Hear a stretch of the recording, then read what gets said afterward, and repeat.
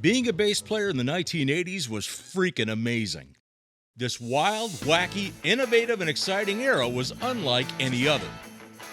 In a single word, the 80s were fun. It was the decade of bassist recognition, boutique basses, innovation, and killer amp rigs. It was an amazing time for bass players. Here's a preview of the types of basses we'll discuss in this video, along with so much more.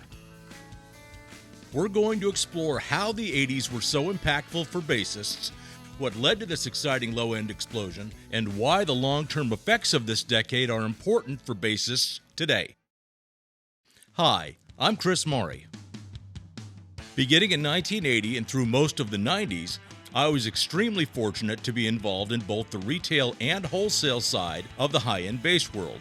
I worked with dozens of high-end bass and bass amplifier manufacturers, interacted with thousands of bassists, and was in the middle of the bass community overall. Let me be clear, I'm by no means an expert in everything bass. The opinions shared are simply the observations of myself and my colleagues. Your opinions may differ. Please note the content of this video was compiled by a collective of bass players, most of whom have been involved in the bass community for over 40 years. These bassists were directly involved with many of the influential bass players referenced in this video, as well as countless others. The valuable resources listed at the end of this video were utilized for fact-checking only and are highly recommended. No artificial intelligence was used in the content creation of this video. So let's all go back and smell the glove.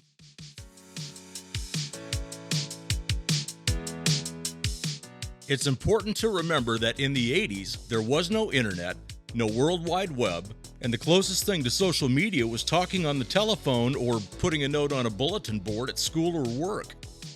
Google didn't exist, there was no YouTube, no Facebook or Instagram, no bass influencers like Scott's Bass Lessons or the other dedicated bass content creators, no websites like TalkBass or No Trouble, and no point-and-click purchasing from Sweetwater, Reverb, Musician's Friend, or even Amazon.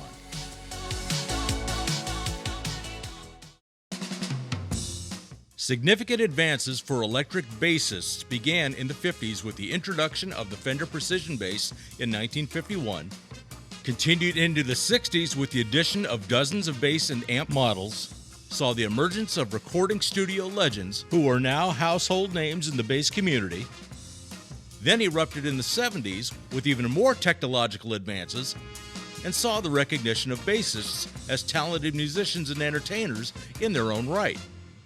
Okay, so let's review what contributed to the 80s bass decade being so special, as this electric bass renaissance will never be repeated. MTV changed the game on August 1st, 1981. Like all musicians, bassists benefited significantly from this blast of pop culture when the format of 24 hours of music videos made its debut. As viewers, we were visually exposed to many bassists we'd only heard of, as well as turned on to bassists from all over the world, which we'd never seen before. Many bass players, such as John Taylor of Duran Duran, journeyman Nathan East, Geddy Lee of Rush, Mark King of Level 42, and others, made the most of this format to display their chops and their own sense of fashion and style. Compact discs made their debut in 1982, drastically changing how everyone purchased and listened to music. These less than 5-inch discs were more portable than vinyl, had better fidelity, and a broader dynamic range, which made the bass more present and elevated the bass frequencies. Before the end of the decade, CD sales would surpass both album and cassette sales combined. CDs as a medium seemed to be the natural evolution for recorded music, as stereo systems had grown more powerful beginning in the 70s with an expanded frequency range and a keen focus on enhanced bass.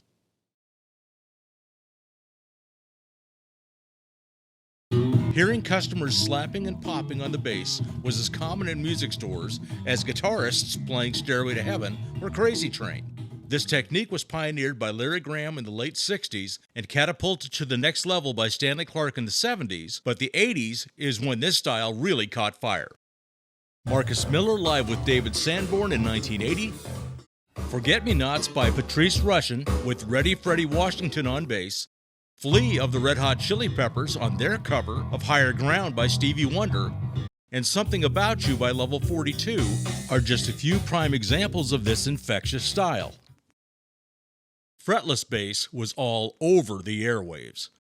While most were aware of Jaco Pastorius' groundbreaking fretless artistry in the 70s, in the age of MTV, it was Welsh bassist Pino Palladino who owned the decade. Pino's prominent bass parts were heard on hits like Every Time You Go Away and I'm Gonna Tear Your Playhouse Down by Paul Young. Don Henley's Sunset Grill and New York Minute, and Lady in Red by Chris de Burgh, just to name a few. Additional notable 80s fretless bass performances include Tony Franklin of The Firm on the 1985 hit Radioactive, You Can Call Me Al by Paul Simon featuring Bikiti Kumalo on bass, and Peter Gabriel's Sledgehammer with Tony Levin on bass. Eddie Van Halen is credited with bringing tapping to the masses, but a few bassists added their own special sauce and brought this technique to the next level. Billy Sheehan had been tapping with his band Talus since the late 70s, but his performance on David Lee Roth's Eat 'Em and Smile in 1986 made it clear bassists could move the tapping needle as well. Stu Hamm blew everyone away with his ability to seamlessly combine melodic tapping, slapping, or anything else necessary from his endless toolbox, no matter if he was performing solo or with countless other industry giants.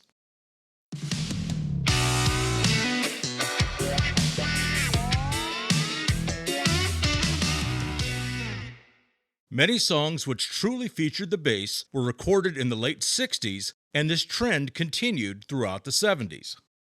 Bass-forward tracks in the 80s included Another One Bites the Dust and Under Pressure by Queen, Wrathchild by Iron Maiden, New Year's Day by U2, Billie Jean by Michael Jackson with Louis Johnson on bass, and Welcome to the Jungle by Guns N' Roses are just a few excellent examples. Have a listen to John Taylor's funky syncopated bass lines that drive Duran Duran's song Rio from 1982, or the masterful bass on Head Over Heels by Kurt Smith of Tears for Fears from 1985 to hear what I mean. There is absolutely no shortage of bassists who stood out during this era.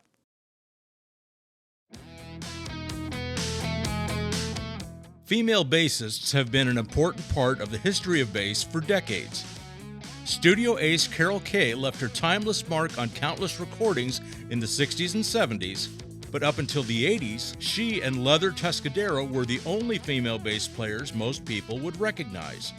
That began to change significantly in the 80s when bass players such as Tina Weymouth of the Talking Heads, Amy Mann of Till Tuesday, Tracy Wormworth of the Waitresses, Kathy Valentine of the Go-Go's, Michael Steele of the Bangles, and Cher Peterson of Vixen were all featured on MTV.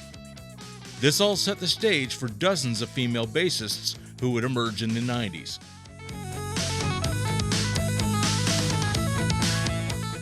The 3-day US Festival held in Devore, California in 1982 and 1983, and the Live Aid benefit concerts at Wembley Stadium in England and JFK Stadium in Philadelphia on July 13, 1985, all significantly boosted the visibility of dozens of bassists to a worldwide audience.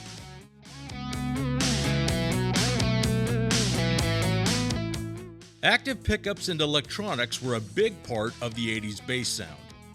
Having extra 9-volt batteries on hand for your active bass and electronic tuner was an absolute necessity.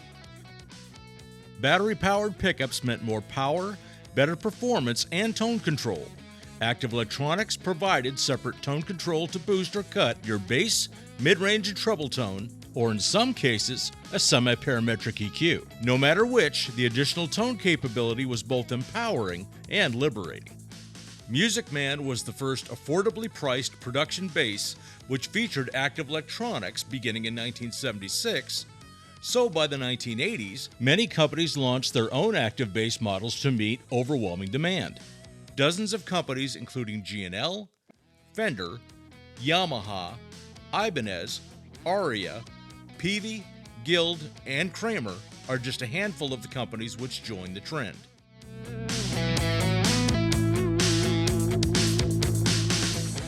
Other technological advances which had begun in the 70s certainly broadened their footprint and impact in the 80s.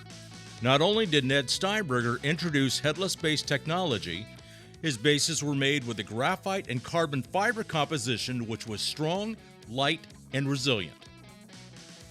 This headless design was more compact and portable and could be strung in a fraction of the time with the introduction of double ball end strings. The Steinberger bass made a splash when the Police performed at the US Festival in Southern California in 1982. Headless basses made an impression and certainly looked great on MTV. The headless graphite neck-through body combination was also a key feature of status basses. Additionally, several companies licensed the Steinberger tuning system, adding to the number of headless basses available at all price points. Synthesizer basses were produced by Roland in the middle of the decade and included MIDI technology. However, they saw limited success as they simply didn't track well. Guild produced the Ashbory bass for a few years in the late 80s. This tiny bass had an 18-inch scale, silicone rubber strings, and a piezo pickup. It was made to emulate the sound of an upright bass. Unfortunately, it was discontinued in 1988, but it would return just over a decade later. The silicone string design concept inspired the successful Kala bass models, which were launched in 2005. Philip Kubicki's extended range X-Factor bass was one of those designs that hit the mark on multiple levels. Introduced in 1985, its sleek, contoured, ergonomic body was incredibly appealing.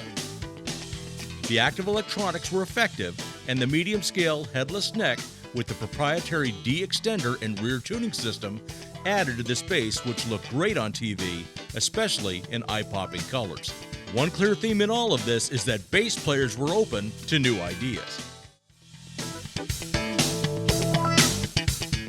The accelerated rise of boutique basses in the 80s was astonishing. Just like the 60s and 70s, the 80s began as a four-string world. Fender, Rickenbacker, Ibanez, and Yamaha were among the production brands you'd pretty much see in stores. If you were really lucky, you'd come across boutique brands like Spector or Steinberger, both of which were popular at better music stores. Unfortunately for many, finding other boutique basses to try was a constant challenge. On the other side of the aisle, it's worth noting that in the 80s, guitar players did not experience the boutique builder explosion that bass players enjoyed. Plenty of fine guitars were made during the decade, but most of the guitars produced were traditional designs, and anything different were basically variations of existing parts and pickups. Superstrats, primarily built in LA for studio players by Valley Arts, Tom Anderson and James Tyler certainly had an audience, but the guitar market in no way experienced the innovative advancements in the decade enjoyed by bass players. Although Fender likely sold more basses than anyone else because of their legacy designs, they were conspicuously absent from much of the 80s conversation due to their lack of bass innovation during this decade. Pointy basses dripping with attitude. Crazy graphic paint jobs with bright colors, animal prints, and anything else you could imagine. Wild 8 and 12 string basses. Double the weight, double the bass, Doubleneck basses. The unpredictability of what would come next is one of the reasons why the 80s were so much fun. Hamer, BC Rich, Dean, and Jackson were just a few of the companies which proved there were no limits in pushing individual expression to the brink.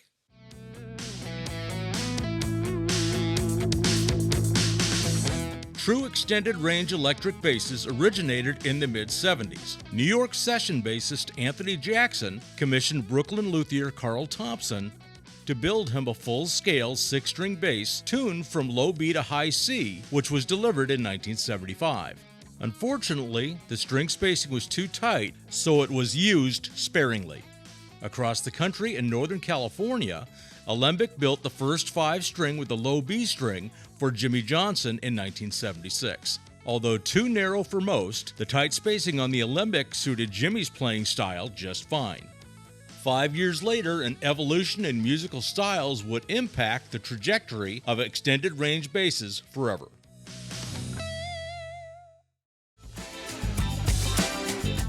Bass players are done.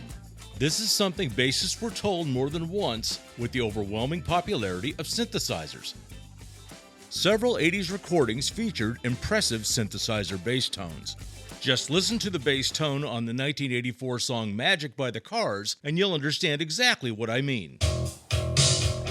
Many were convinced the extended range and tone of synths would permanently render bassists as useless, but that's not what happened. The 80s was not the death knell for bassists, it was an incendiary launch point. This trend catalyzed the demand for extended range basses and motivated bass manufacturers, small and large, to create instruments which allowed bassists to effectively compete in lower registers by building basses with a low B string. All companies were capable of adding such models to their product line. However, the secret was in doing it right. Boutique builders were focused on quality over quantity.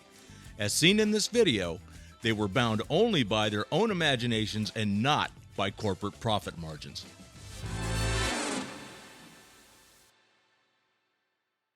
Boutique bass builders certainly understood the assignment when it came to creating extended range basses. Adequate string spacing, a solid low B string, properly voiced pickups, and active electronics were the minimum expectation for touring pros and weekend warriors alike, no matter what style of music was being played.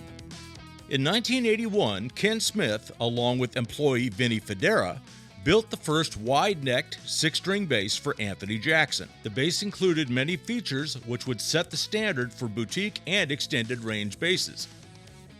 Other builders soon followed suit, creating 5- and 6-string basses with sought-after specifications, including Tobias, Federa, Modulus Graphite, Padula, Status, Wall, Warwick, F-Bass, and others. Beginning with Alembic in the 70s, many boutique builders used different kinds of wood to achieve desired tone, strength, beauty, and body weight for their basses. Select pickups and electronics helped them achieve their vision. Striking figured wood tops of maple, walnut, and other exotic woods layered with alternating timbers were impressive and were an alternative to painted finishes. These multi-layered natural beauties were lovingly referred to as coffee table basses. Many boutique builders followed suit, each finding an audience by adding their own unique approach to the craft. Whether you liked painted finishes or natural wood, there was no wrong choice. It all just came down to personal preference. 5-string bass with a low B was common on albums that musicians listened to, as many featured killer cuts which were not necessarily hits played on the radio. This inspired many bassists to pick up a 5-string. In the early 80s, mass-produced 5-string basses simply didn't exist. However, this began to change in 1984 when Yamaha launched their BB5000, but the specs weren't right. Like many manufacturers, instead of doing the research to find out what bassists wanted, many companies simply modified existing 4-string designs with their initial 5-string offerings, completely missing the mark. Narrow string spacing, poor B-string performance, and inadequate pickups were common problems among many early production 5-string basses. The first production company which got it right was Ernie Ball when they launched their Music Man Stingray 5 in 1987. The neck spacing was right, the B-string was solid, the active 3-band EQ had the right voicing, and the quality was amazing. All of this in an American-made bass, and it retailed for less than $1,000. Other production extended range basses which got it right in the late 80s included Peavy's Tim Lander's Signature Series, Hartfield, and the Ken Smith Burner Series. Yamaha and other manufacturers followed suit in the 90s. Electric upright basses, also known as EUBs, made their debut in the 1930s. Even though the designs promised an increase in portability, they lacked the technology and amplification necessary to reproduce the low-end upright bassists were seeking. EUBs made another run in the 50s with the famous Triumph bass and in the 60s with the Ampeg Baby bass. This all changed in 1981 when Sting played a Dutch Manzelinge electric upright in the Every Little Thing She Does Is Magic video by The Police. The Martin Clevenger electric uprights made by Robert Lee, the Bill Merchant vertical bass, as well as the Sub 1 made by John Carruthers, were all popular choices for touring and gigging bassists seeking portable alternatives to schlepping a full-sized upright. Before MTV's trendy Unplugged series launched in 1989, acoustic basses became popular, arguably with the help of the 1983 hit Blister in the Sun by the Violent Femmes. Bassist Brian Ritchie recorded the song with a 70s Ernie Ball Earthwood acoustic bass. That woody tone inspired bass players to purchase acoustic basses in droves, either for recording, amp-free practicing, or for sitting around the campfire with friends.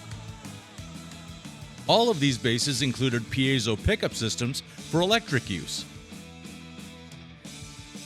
Popular brands included Guild, Martin, Washburn, and the Kramer Farrington.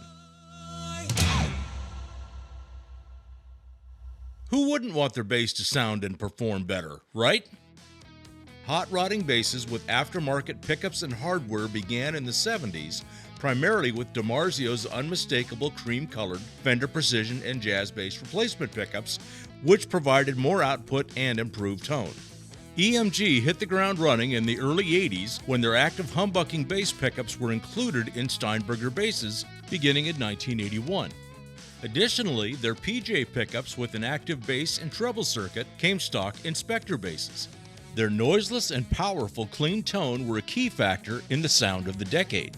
Besides being a popular aftermarket option for many traditional production basses, they were the pickup of choice for many boutique bass companies including Warwick, Hamer, and Modulus Graphite.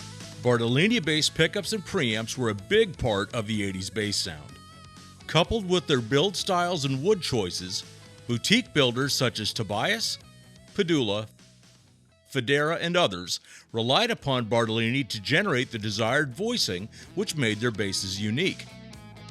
Seymour Duncan pickups were massively popular with a blend of passive and active pickups.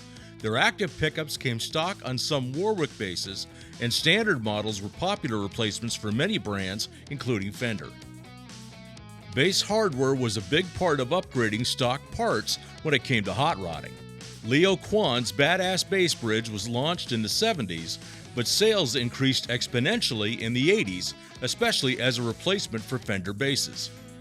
As mentioned previously, extended range functionality became a necessity, so the introduction of the Hipshot Bass Extender D-Tuner was an option for almost any 4-string bass. The bass extender replaced the tuning machine for the low E string, and by easily pulling an adjoined calibrated lever, your open E string was transformed a full step lower to an open D string. In 1982, Boston guitarist and inventor Tom Scholz launched the Guitar Rockman, the first portable headphone practice amp for guitar players. The unit enabled guitarists to emulate Tom's signature arena rock tone as heard on their albums. In 1984, Tom launched the Bass Rockman, meeting the needs of bass players. Oh, and strap-wise, the neoprene comfort strap was a clear winner for bass players as soon as it was introduced in the late 80s. Most of the previously mentioned products are still in production today. A few ideas which did not survive the 80s, however, include the Gizmotron bass bowing device, the bass brace strap button extender, and the Fender Claw Bridge, which was a big hunk of brass and looked like something out of a 50s horror movie. What do you mean the lead singer doesn't have to carry anything? Before we talk about the advancements in bass amplification in the 80s, let's review the typical bass amp experience. As a beginner, you'd start off with a small practice amp, typically something 10 to 25 watts, with a small speaker. Next, you'd upgrade to a larger combo amp, like maybe a 50-watt unit with a 15-inch speaker. Then, once you were out of the garage and ready to gig, you'd buy a 100-watt amp head with a 2x15 speaker cabinet. Heck, the bigger and heavier, the better! Graduating to a bigger, heavier rig back then was a source of pride and a rite of passage. Bassists would brag to each other about the excessive weight and how much gear they were hauling. No kidding, it was really a thing. The 80s was a decade of significant advancements in bass amplification. Up until this point, most professional bass amp rigs such as Ampeg, Acoustic, and Sun were simple amplifier and cabinet systems which reproduced a full-range signal. These rigs were intended to reproduce a broad frequency range through whichever speaker cabinet was in use, like an 8x10 or a 2x15. The early part of the decade was the rise of bi-amped rigs to achieve a more hi-fi type bass tone. Bi-amping allowed the bassist to separately have control over the lows and highs, both in the power sent to the speakers and in the frequencies they would receive. A cabinet with two 10-inch speakers and a cabinet with an 18-inch speaker was the norm for this type of setup. The Gallion-Kruger 800RB was a very successful portable bi-amp head launched in 1982. The amp had a designated 300-watt power amp for the lows and a 100-watt power amp for the highs. The amp weighed about 23 pounds and could be used with any cabinets the bassist preferred. Peavey offered all types of viable bass amplification during this time. Component systems were at their peak. Instead of having a standard amp head and speaker cabinet, players would purchase individual components including a separate rack-mounted preamp with a built-in crossover, a high-powered stereo power amplifier, maybe add a multi-effects unit, and then mount everything in a 12-space flight case rack on wheels. Although bi-amped rigs would continue to be popular into the mid-80s, there was a noticeable shift back to full-range amp systems. Bass amp brands continued to get more sophisticated, and things changed again with the emergence of three companies: Trace Elliot, SWR, and Hartke. Trace Elliot emerged from England and was immediately recognizable on stage with its neon green color scheme lit by a blacklight highlighting the 11-band graphic EQ-driven preamp. Their high-powered amplifiers were known for their fidelity and for being incredibly loud. Touring rigs commonly included their 4x10 and 1x15 cabinets.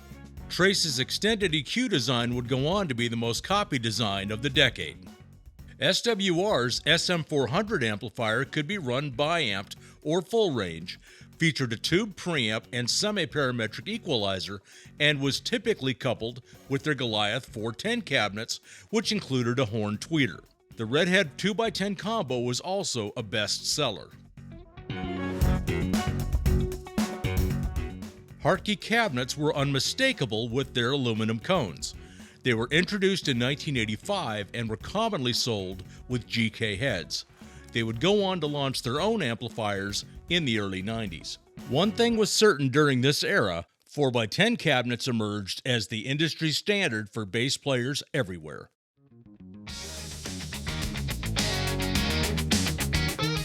Bass effects gained significant ground in the 80s as bassists continued their quest to be more expressive. Octavers, envelope filters, and micro synth pedals were all popular choices for bassists seeking to emulate synthesizers. Thanks to Jaco Pastorius, the #1 selling bass effect in the 80s continued to be the chorus pedal. Analog effects continued to rule, although digital effects certainly increased in popularity. The sound of the 80s was absolutely bright, punchy, round-wound strings, whether they be stainless steel or nickel.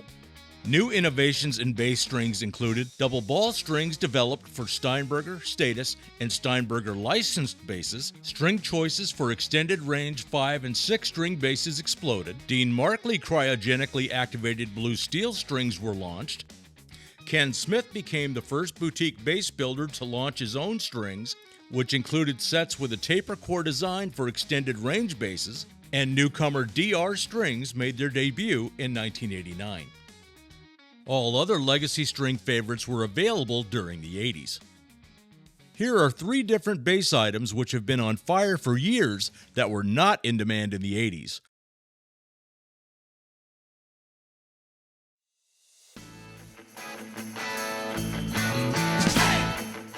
There were several firsts for bass players which transpired during the decade. One such concept, which many believe would never happen, was the emergence of specialty retail stores just for bass players. For decades, electric basses, bass amplifiers, and bass accessories were treated like an afterthought at most music stores, as they only received a fraction of floor space compared to guitars and other instruments. As a bass player, your choices were typically limited. So fast forward to the 80s. Bassists are suddenly getting more attention than ever. There was an explosion of boutique bass companies. 5- and 6-string basses were more popular than ever, and bass amplification had gotten more sophisticated to reproduce sounds and tones like never before. What was missing? Specialty retail stores with a focus and desire to fill that void. The first bass-only retail store recognized globally was the Bass Centre in London, England, which opened in 1984. The Bass Centre was located in Wapping near Tower Bridge. It quickly became known as the place to go for touring pros and amateurs alike for all types of basses and amplification. In 1986, the Bass Centre opened a second store in Los Angeles, California, which was the first bass-only store in the United States. Originally located in Calabasas at the far west end of LA County, the store moved to Studio City in 1988, just over the hills from Hollywood's famous Guitar Row along Sunset Boulevard.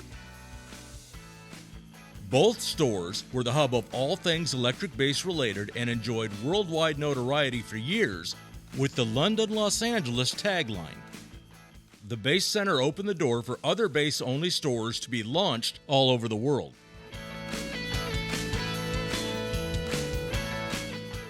With the growing interest and significance of electric bass over the decades, the late 70s and early 80s experienced a noticeable growth in music education options for bass players. Examples of this include the Musicians Institute in Los Angeles launched the Bass Institute of Technology in 1978. Berklee College of Music in Boston launched their bass department in 1982, and bass-specific curriculum expanded everywhere, including at community colleges, at universities, including Belmont University School of Music in Nashville, Tennessee, the University of Miami in Florida, and North Texas State University in Denton, Texas. Instructional books, videos, posters. Bass education materials grew exponentially during the decade, and a new bass Bible led to a Grammy Award-winning documentary film in 2002. So before YouTube, the way many of us would learn new techniques was through videotapes. Companies including Starlix, DCI, and Hotlix created instructional videos featuring artists including Louis Johnson, Jaco Pastorius, John Patitucci, Chuck Rainey, Nathan East, and others, all showing their individual approach and playing techniques. This content trend continued into the 90s, with many well-known bassists following suit. An instructional electric bass poster by Alfred Music could be found in music stores across the country. It doubled as a cool piece of wall art for bassists, as it featured a selection of 9 amazing vintage and contemporary electric basses. Instructional books for bassists made their debut in the 50s and continued to flourish in the 60s and 70s. However, things really accelerated in the 80s with books like Slap It by Tony Oppenheim, the Complete Electric Bass Player series by Chuck Rainey, and Afro-Cuban Grooves for Bass and Drums, Funkifying the Clave by Lincoln Goines and Robbie Amin. The most significant bass book of the 80s, which is still relevant today, is Standing in the Shadows of Motown, the life and music of legendary bassist James Jamerson. The book was written by Alan Slutsky, known as Dr. Licks, and was launched in 1989. The book was part biography and lesson book, with transcriptions of many of Jamerson's legendary bass lines and performed by more than 20 famous bassists on 2 cassette tapes, which were included with the book. The book led to Slutsky's discovery of the Funk Brothers, the unknown Motown musicians, which included James Jamerson, who recorded more #1 hits than the Beatles, the Beach Boys, the Rolling Stones, and Elvis combined. In 2002, the story of the Funk Brothers was made into an amazing documentary, also called Standing in the Shadows of Motown, which won multiple awards, including 2 Grammys. Bassists worldwide finally got their own magazine when Bass Player magazine published their initial issue in 1988. Geddy Lee of Rush was on the cover of the premiere issue with his all-black wall Mark I with gold hardware. Topics of this issue included interviews with Stanley Clarke, Tina Weymouth, Geddy Lee, a tribute to Jaco Pastorius, and a bass string buyer's guide. It became a regular issue magazine in 1990 and was published until October 2022. The 80s bass explosion took place all over the world, and not just in the United States, as portrayed here. It would be great to hear from fellow bass players in other countries, as their experiences are just as valid as ours.